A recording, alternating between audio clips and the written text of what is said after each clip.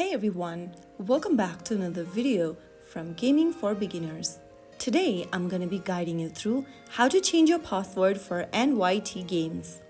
So in order to do that, first of all, open up the NYT Games application on your device and from the home page, tap on the gear button at the top right corner.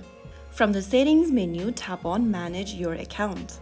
This will now take you to a web browser from where you can go ahead and change your account information. Tap the update button right next to password to change your password.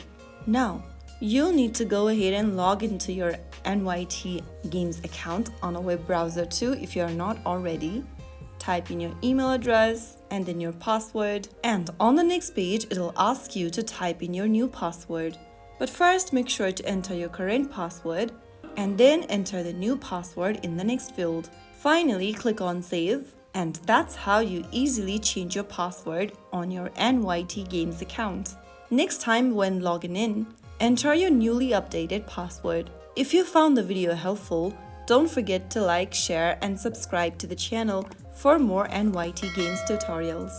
I'll be back in the next video. Thank you for watching.